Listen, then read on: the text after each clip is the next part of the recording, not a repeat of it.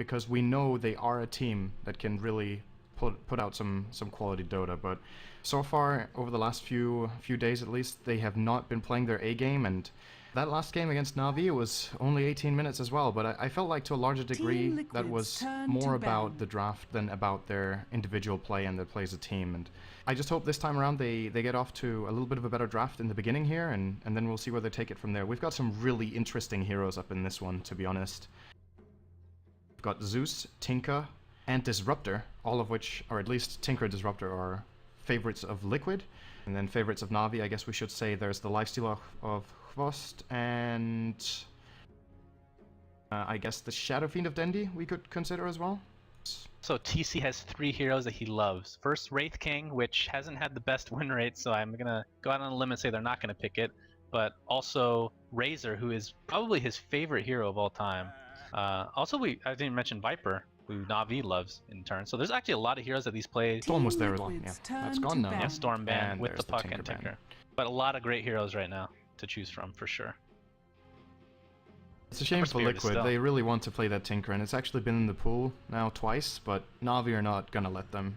And Navi are, of course, they're looking good in the tournament so far with a 2-0 win against Roxkiss and now 1-0 against Liquid, and they know that taking these series 2-0 put them in, it's gonna put them in an amazing position right now if they get this one 2-0 as well, because then they have 6 points, and they're gonna be pretty much guaranteed, yeah, to make it in. Be leading by far. That's almost a guaranteed top 4 already from the first 2 games. They might need a bit more, but to be honest, well, when I think about it, that's actually almost a guarantee, yeah, having 2 2-0s.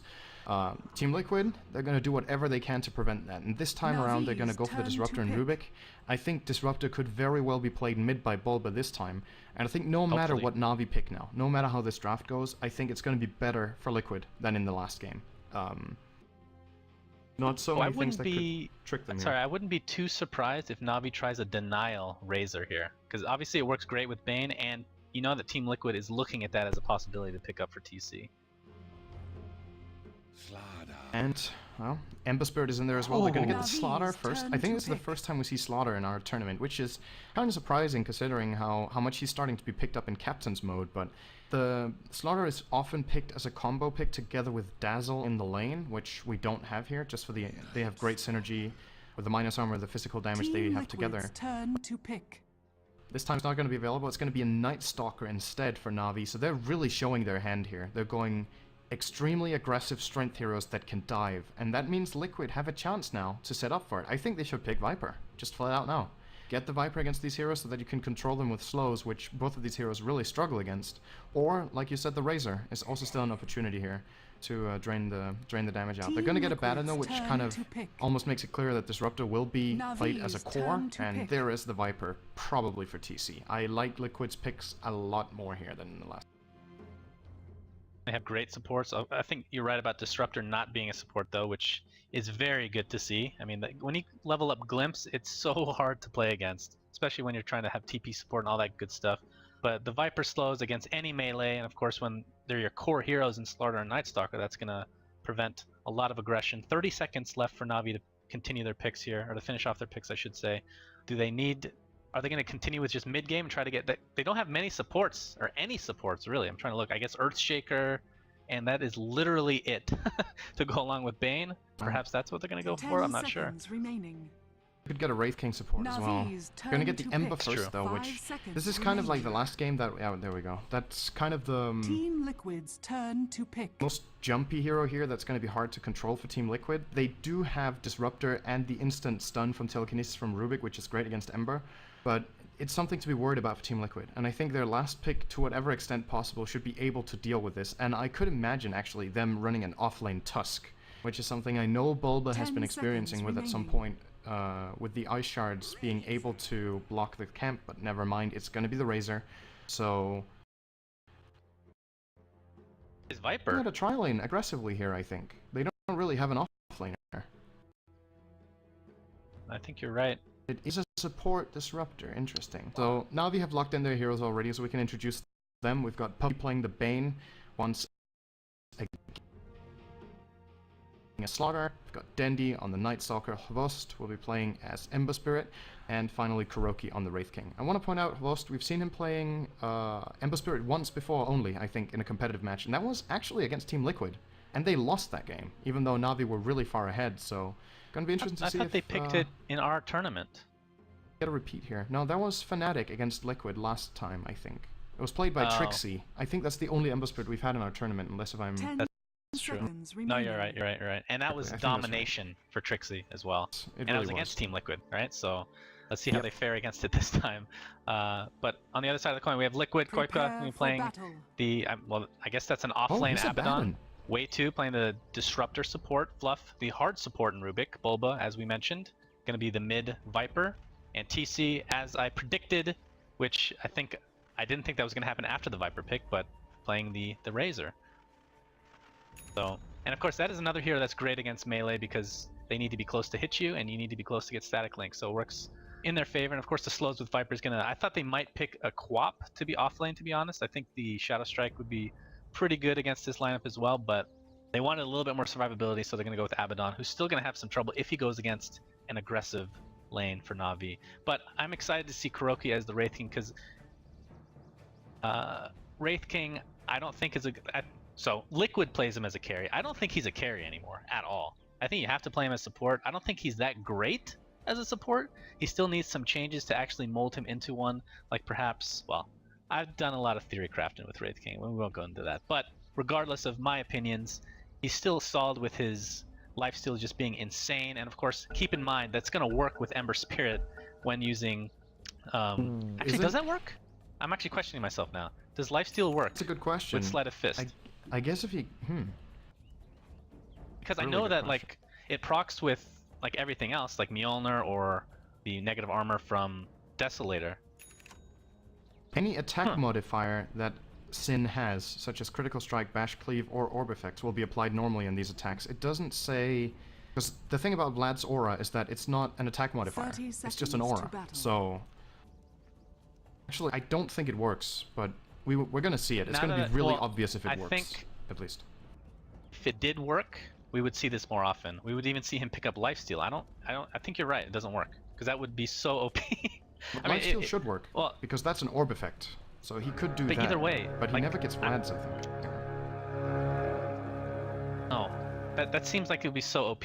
Like you just heal up by just using Sleight of Fist on heroes. I guess we'll see. We'll see if that's the case or not.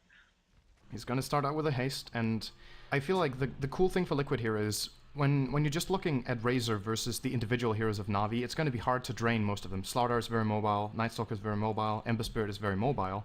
The thing for Razor is he has a lot of good teammates to allow the drain to come off from Static Link, and it's going to be a crucial part for Liquid to be able to win this game, is that they manage to get some good drains off. Kinetic Field, which is amazing against Night Stalker and Slaughter. And then they also have the Rubik Telekinesis as Navi. Wow, this is really aggressive. This could... Yes. Well, I don't even know if they can bring down TC, to be honest. He's got 600 health. Nightmare.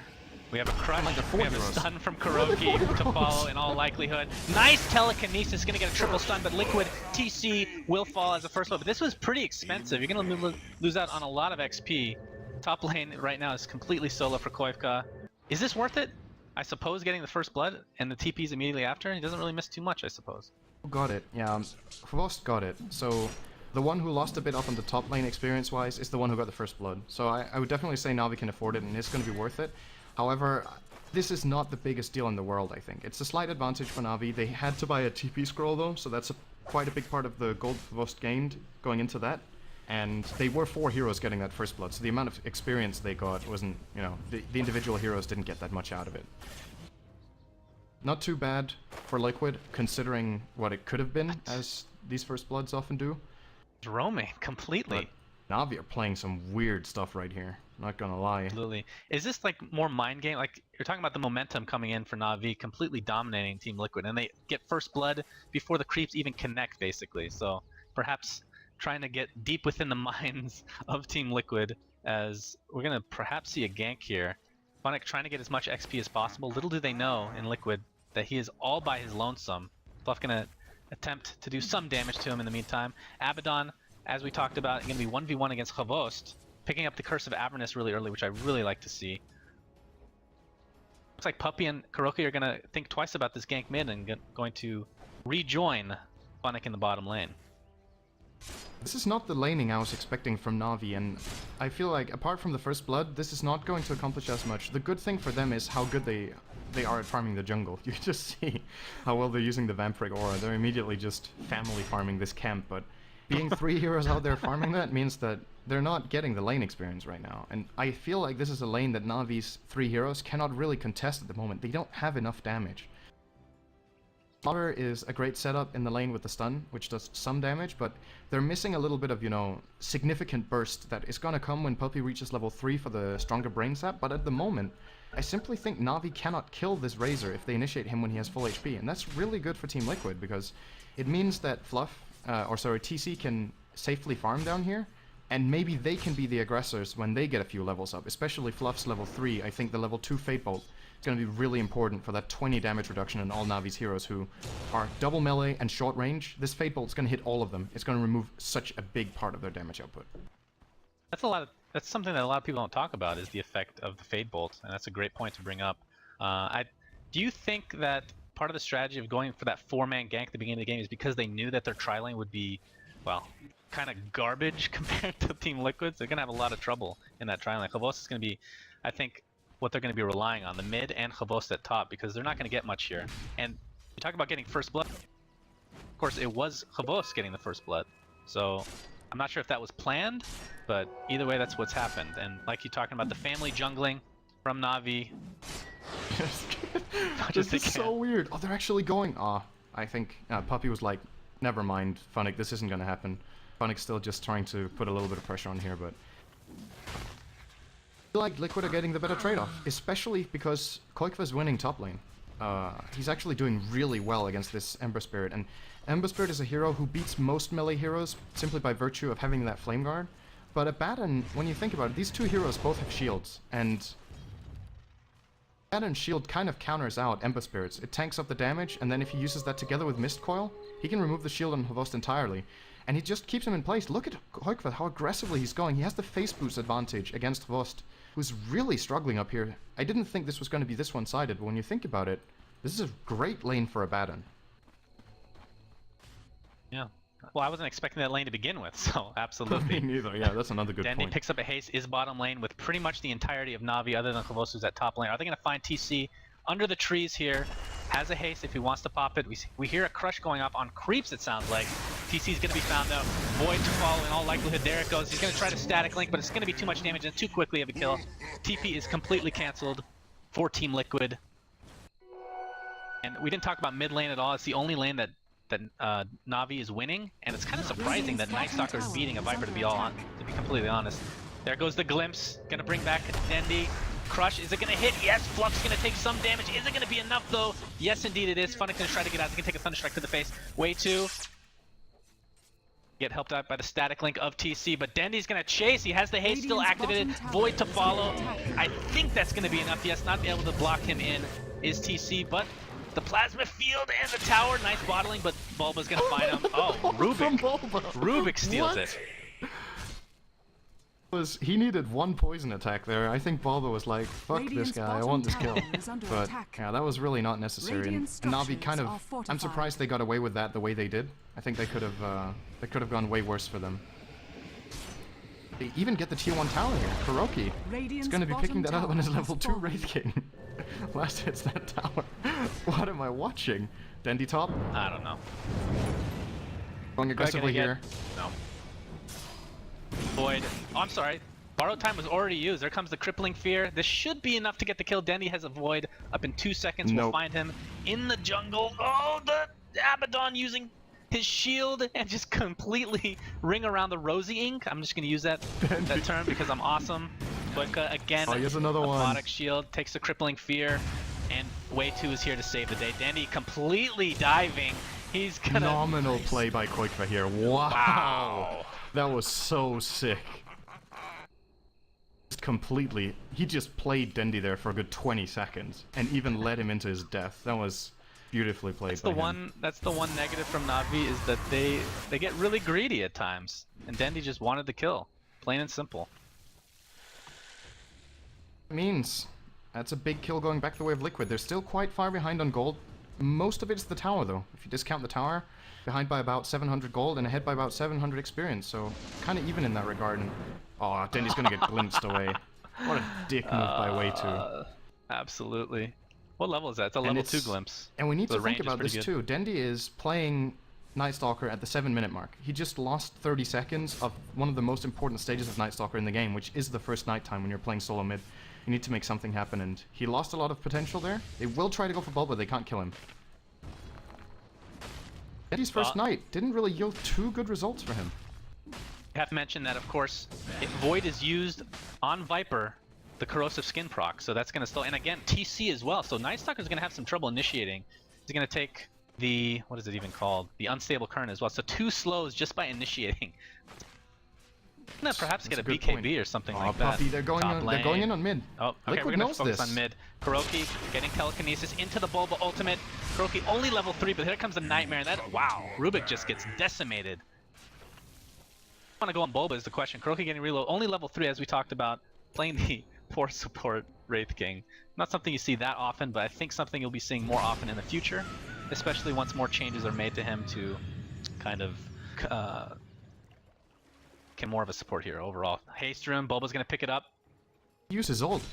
Nighttime's gonna expire pretty soon. That was a little surprising to me to see Dendy using his ultimate there. That was the end of the natural night. So now he's not gonna have night for the next 2.5 minutes. That's a really big deal. Comes in close again now. Bulba could potentially... Oh, he doesn't have ultimate. That's the daytime now. Dendy for, yeah, 150 seconds. Not going to be able to get that damage boost. And Bulba even sitting on a haste rune, he's going to dominate him out of the lane. Gonna get Nightmare into a crush. Wraith King gonna stun after the fact. Enough damage by all means. You're seeing the slow come out and how powerful that could be, but of course if it's a 3-on-1, it's not, doesn't really matter a whole lot. Kavos, we haven't really talked about too much, has the second highest farm in the game. Of course 1-0 thanks to that first blood of the originally. Koipa gonna be jungling right now. Interesting choice here. And Funix just gonna be pushing this lane and backing up with his team. But net worth right now, Bulba on top of the charts right now with 3,500. And as far as last hit's concerned, top of the charts, along with his buddy in Abaddon, which is what we were alluding to earlier, doing a great job in that lane early. With Koifa rotating, that opens up so much space for us to tie up. This game is a lot more even as far as farm is concerned, but Navi, they're going for a big play right now, and they have all the tools they need. They have the built-in lifesteal from the Wraith King, they have amplify damage from the Slaughter, and I think Dire's middle tower Liquid are going to realize Don't forget they have Bane's auto attack too. So powerful. It's an amazing tool. Liquid should be realizing this right now. Navi are not defending their tier 1 mid. What is going on? And if they realize it now, it's too late. The ping's coming out. It's actually from Navi. Look, team, we're doing Roshan. And Host is like, good job, team. I'm gonna walk mid. And finally, now Liquid. Dire's structures There, are fortified. Navi are up to snuff, but it's too late. Koikva has to retreat. They're actually going to turn on Puppy here. Has his ulti. Yeah, Nightmare's Bulba. Bulba's going to get completely surrounded, but a nice Aphotic Shield's going to take him out of stun immediately. Disruptor's going to be the first casualty for a triple crush, it looked like. Funnick taking a lot of damage thanks to the slow from Bulba. Puppy getting caught out. Doesn't have enough for his ultimate. Wouldn't be able to get it off in that case as well. Bulba trying to deal some damage to Dandy, but Chavos is here to save the day. Another Aphotic Shield taking off the slow. Very nicely done. The Aphotic Shield's so powerful in situations like this.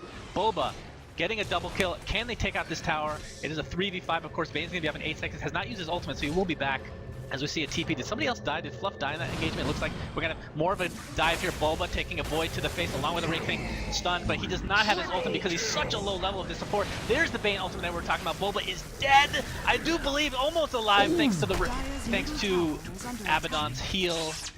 He's going to die here. He has the so Aegis. dead. He has the... No, what? Thunder Strike. He's trying to stay alive. Oh, there's the Fade Bolt. Oh, there we go. Fluff taking him out. Aegis is used as you were talking about. This tower is dead. Dire's middle tower has fallen. Taking the last hit, the crush, Fluff joins the tower along in with the heaven. negative urn charge. Absolutely. But Liquid, they fight back there. They did lose Roshan, but they got the tower. They got a couple of kills trade-off, and that was just really a Aphotic Shield, like you said, doing work. And next fight, now, Bulba is back to life with a mech and his ultimate ready. Yeah. Koikfa, unfortunately, pretty low on mana here, so I think they might have to concede this tower, but actually Liquid, they do have a level 4 Plasma Field on TC who could go in and start putting some pressure, but he's being zoned heavily here by both Phonic and Vost with that Fire Remnant placed very nicely here. Dire's top Tier 1 tower tower is is dead, under to attack. say the least. Oh, Crush is going to be cancelled. Radiant's Viper middle tower Strike is has going to be used on fallen. Funnick. He's going to back up immediately. The Tier 1 tower is dead. Believe Navi's going to back up as Slardar is getting... Well, I guess he wasn't that low. He has the Earn Charge to boot. Bulba getting Nightmared. Puppey does not have his ultimate. Already used it to get a kill in that mid engagement, and Navi's going to back up. Happy with that Tier 1 tower kill. And now that Puppey's 6... We saw him die initially, but then, because he was such a low level, came back in the fight and was able to use his grip to Navi's advantage. TC, level 7, going for drums it looks like. Navi's sticking around in the jungle. No, he doesn't. Oh wow, he's actually really low farmed here on the Razor. He of course has 3 deaths and only 35 CS, and we were expecting Liquid to get more out of that easy lane, but Navi's rotations in this game so far have just been superior, and I think now is the time when Liquid are actually strongest for the next quite long time. So it looks like they think so as well. For the next quite long time. I didn't want to say for the rest of the game, because I think they're actually pretty strong in late game as well, especially if Abaddon gets items, but they have a lineup which is like, it has 2 phases. It's good in the later portion of the early game and the earlier portion of the mid game, and then they're good very late, I think, with both Viper and Razor getting a lot of items against this Navi lineup. Radiant's middle tower is under attack. Now with the mech, which I Dire's still top don't think tower Navi is have. under attack. Nope. They have a mech. They have a mech on Navi, and or mech advantage in comparison to Navi, and Radiant's the middle levels and the tower key is under heroes. attack. Now they need to try to defend this tier 2 tower, as Navi are trying to trade a little bit. They barely get any damage on that though, but look out for the blink on Funnick. That's gonna be a big playmaker here for Navi. I don't think Liquid knows he has Blink it. on Funnick. I think they do. They saw him top lane. I'd be shocked if they don't. They're gonna have some TPs here mid. Is this gonna break this up? Looks like that's going to be the case. Dendi is working on an Aghanim Scepter right away, unless he's doing something weird like a Force Staff. It's kind of odd to see somebody pick up a Staff of Wizardry first, though, in this case. So, not sure what that's about, but either way, probably going the Aghanim Scepter. And Bulba, as we talked about, has the mech. Haven't really seen that in fight yet. We have a smoke here by Navi. Towards the Ancients.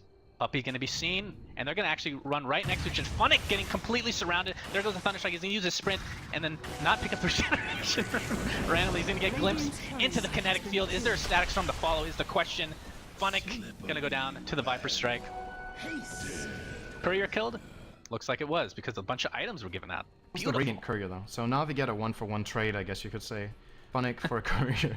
Kind of a weird 1-for-1, but I think Radiant's bottom overall tower still is favors under Liquid attack. because of the kill they avoid. They could have been ganked there, but not only did they kill Funnick, they also made Navi waste their smoke effectively.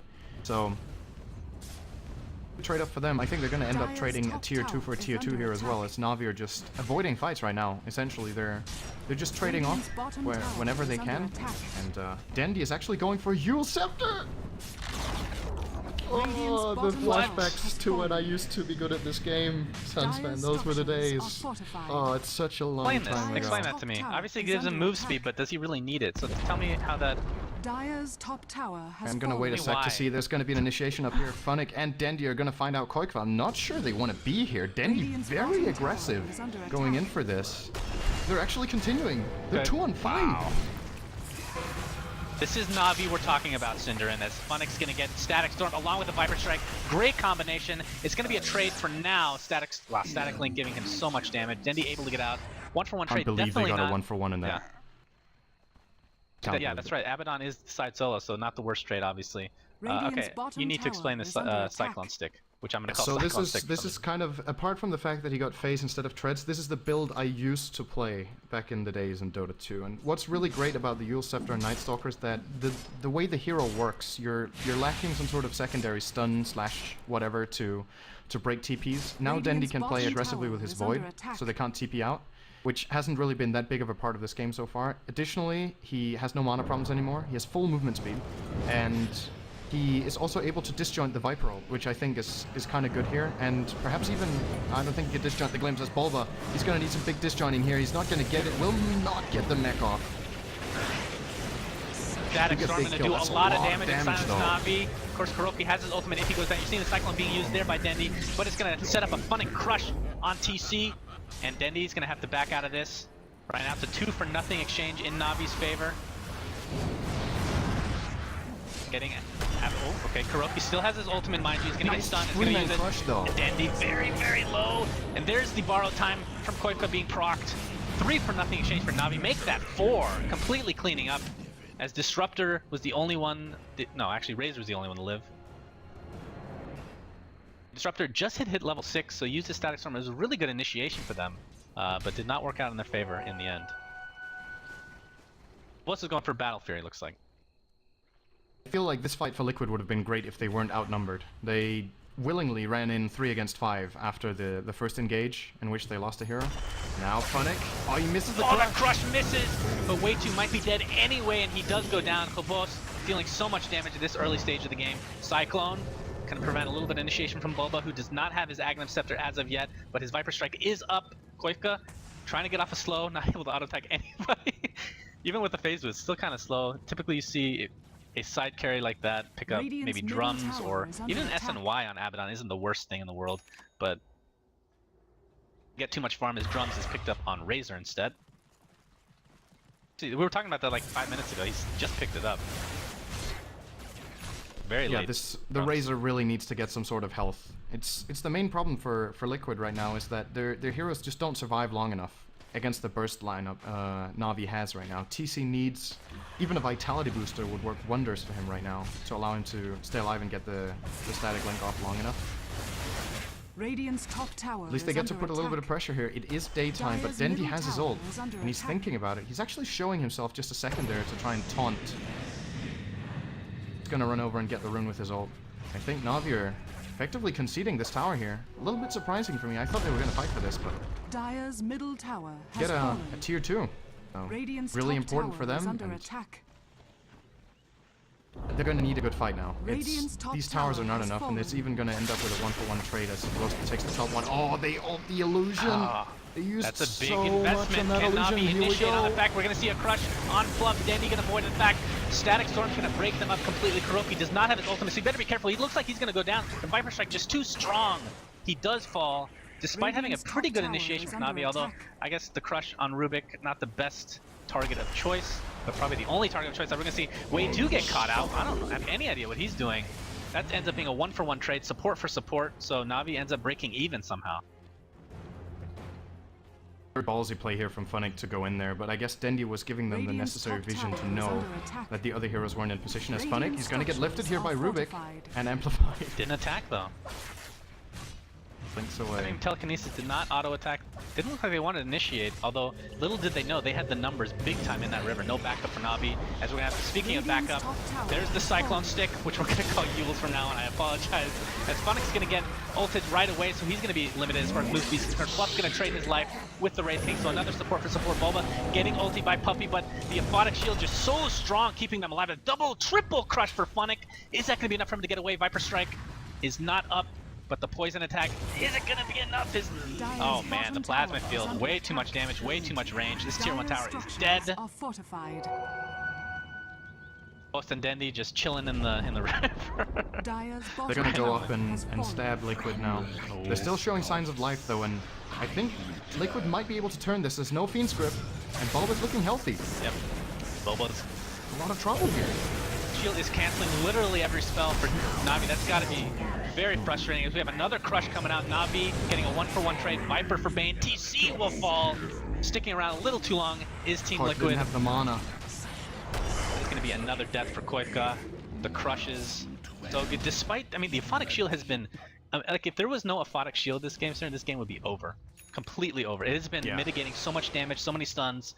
But it's relatively even overall, I still think. And I think Roshan is up. Yes, he is. So this should be an easy Roshan kill for Navi yet again.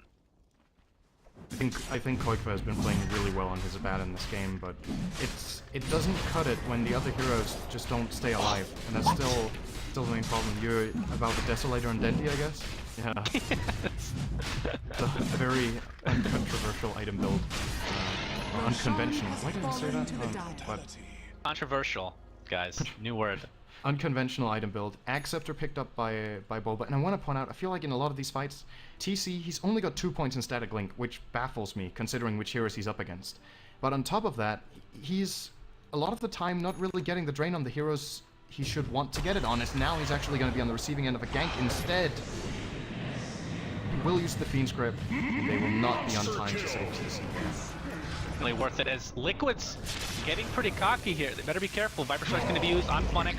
Not able to get stuck in the kinetic field as we have a 1-for-1 trade. Dandy getting a double kill apparently in the back end, and wow, they're just completely diving. Boba's dead.